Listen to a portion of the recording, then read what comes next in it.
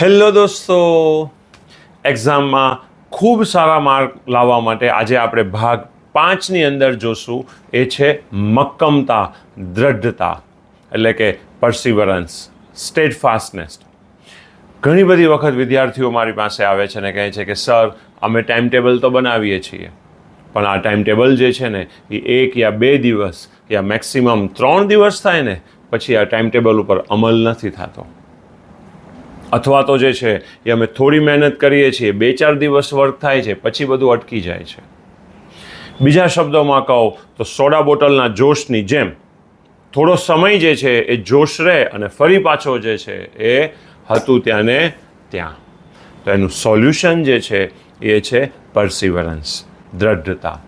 આપને એક તસવીર દેખાતી હશે.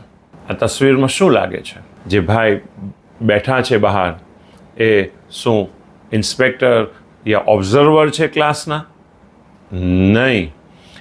એ જે છે એ અમેરિકાના પહેલા આફ્રિકન અમેરિકન કાળા વ્યક્તિ છે કે જેને યુનિવર્સિટી એડમિશન નહોતું આપતું. પછી જે છે સુપ્રીમ કોર્ટના આદેશથી એમને એડમિશન મળ્યું. એમનું નામ જે છે એ જ્યોર્જ મેકલ્યુરીન છે અને યુનિવર્સિટીએ પરાણે એને એડમિશન તો આપ્યું, પરંતુ એની જે જગ્યા હતી ને એ જગ્યા બહાર રાખવામાં આવી, એટલે કે ક્લાસની બહાર. ખાલી વિચારીએ, એક નવી જગ્યા પર ભણવા જઈએ અને આપણને એમ કે તારે ક્લાસમાં નથી બેસવાનું, ક્લાસની બહાર બેસવાનું છે. આપણી હાલત શું થાય? જ્યોર્જ કહે છે કે મારા કલીગ્સ, મારા ક્લાસમેટ જે છે મને એ રીતે જોતા હતા કે જાણે હું એક એનિમલ હોઉં. મારા ટીચર્સના માટે જે છે એ મારું કોઈ અસ્તિત્વ હતું જ નહીં. એટલે કે હું ક્લાસમાં બેઠો છું કે નથી બેઠો કોઈ પરવા ન કરે, ત્યાં સુધી કે મારા દ્વારા સવાલ પણ કરવામાં આવે તો દરેક વખતે જે છે મને જવાબ ન મળે. કોઈક વખત જે છે એ મને જવાબ મળે. ત્યાં સુધી કે આ જ્યોર્જ જે છે યુનિવર્સિટીના કેફેટેરિયામાં જાય તો ત્યાં પણ એનું ડેસ્ક અલગ. એ ડેસ્ક ઉપર બીજા કોઈ ન બેસે અને બીજાના ડેસ્ક ઉપર એને નહીં બેસવાનું.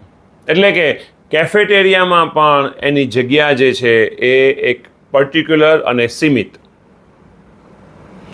લાઇબ્રેરીની અંદર પણ એને એવી રીતે જગ્યા આપવામાં આવી હતી કે એની આગળ ન્યૂઝપેપરનો સ્ટેક હોય, ન્યૂઝપેપરનો થપ્પો મોટો પડ્યો હોય, જેથી કરીને વ્હાઇટ એટલે કે ગોરા લોકો જ્યારે અંદર આવે તો એને જે છે એ એનું ધ્યાન જ્યોર્જ ઉપર ના પડે. જ્યોર્જ જે છે એ આટલા બધા અપમાન સહન કર્યા, પણ એને આન્સર કેવી રીતે આપ્યો? એને આન્સર આપ્યો પોતાના પ્રયત્નોથી, પોતાની મહેનતથી. એજ્યુકેશન હાસિલ કરીને અથાગ પ્રયત્નો કર્યા અને પોતાના ગોલ ઉપર જે છે ને એ સ્ટેડફાસ્ટનેસ રાખી, મક્કમ રહ્યો પોતાના ગોલ ઉપર, પરસિવરન્સ રાખ્યું. અને જ્યોર્જ કહે છે જ્યારે મારી એક્ઝામમાં ટોપ 3માં મારો નંબર આવ્યો ત્યારે મારા કલીગ્સ અને મારા ક્લાસમેટ અને મારા પ્રોફેસર જે છે એકદમ ચોંકી ગયા કે આ હાલતમાં પણ આટલો બધો એને ઇગ્નોર કર્યો હોવા છતાં પણ, કોઈ પણ પ્રકારના રિસોર્સિસ યા વધારાની ફેસિલિટી ન આપવા છતાં પણ આ વિદ્યાર્થી જે છે આટલા બધા માર્ક્સ લઈને આવ્યો. જ્યોર્જ જેવી પરિસ્થિતિઓ આપણી નથી. આપણી પાસે તો જે છે એ આટલી બધી ફેસિલિટી છે, આટલી બધી સહુલત છે, તો પછી શું આપણે જે છે એ સારા માર્ક્સ ન લાવી શકીએ? શું આપણે પણ જે છે અથાગ પ્રયત્ન ન કરવા જોઈએ? ખૂબ મહેનત કરીને દુનિયાને જે છે એ સાબિત કરવાનું છે કે આપણે પણ જે છે એ ખૂબ સારા માર્ક્સ લાવી શકીએ છીએ અને આપણે પણ જે છે દુનિયામાં ખૂબ આગળ નીકળી શકીએ છીએ. પણ એનો જવાબ દેવાનો છે આપણા પ્રયત્નો વડે, આપણા એજ્યુકેશનના વડે. થોડા વર્ષો પહેલાં રિષભ પંતનું એક્સિડન્ટ થયું હતું. લાસ્ટ વર્લ્ડ કપમાં એ રમી પણ નહોતો શક્યો. પૂરી દુનિયાને એમ હતું કે રિષભ પંતનું કેરિયર ખલાસ, ખતમ. પરંતુ હમણાં જ T20 વર્લ્ડ કપની અંદર રિષભ પંતે જે છે એ કમબેક કર્યું. ખાલી કમબેક નથી કર્યું, પરંતુ જે છે એ પોતાનું પ્રદર્શન પણ જે છે એ ખૂબ સારું કર્યું. અને આજે જે છે એ રિષભ પંત ઇન્ડિયાની ટીમનો જે છે એક મહત્વનો પ્લેયર છે. 15 દિવસ પહેલાં ઇન્ડિયા ટુડેની અંદર એક ન્યૂઝ આવ્યા હતા, એનું સ્ક્રીન ઉપર એનો આર્ટિકલ મેં મૂક્યો છે, આપ જોઈ શકો છો કે એક દિલ્હીમાં એક સામાન્ય ચા વેચવાવાળાની દીકરી ચાર્ટર એકાઉન્ટન્ટ બની. જ્યારે એનું ઇન્ટરવ્યૂ લેવામાં આવ્યું ને, તેણે શું કીધું ખબર છે? કે મારા ઘરની અંદર જે છે એ ટોયલેટ પણ ન હતું.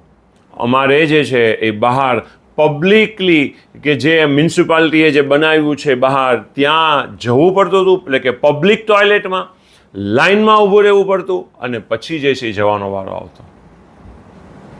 હું આ 3 એક્ઝામ્પલ પરથી એક જ વાત સમજાવવા માંગુ છું દોસ્તો, કે અગર આપણે અથાગ પ્રયત્નો કરશું, એફર્ટ્સ નાખશું, તો હંમેશા જે છે એ સફળતા મળશે.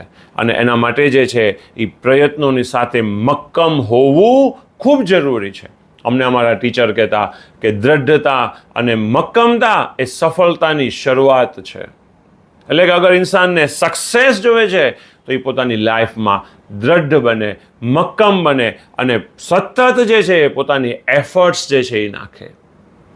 તો હું પણ તમારી પાસેથી એ જ એક્સપેક્ટેશન રાખું છું કે આપ પણ જે છે આપના ગોલને અચીવ કરવા માટે દ્રઢ બનીએ, મક્કમ બનીએ, અને જે છે એ આપણે આપણું ભવિષ્યને જે છે એ ઓર ઉજળું બનાવીએ.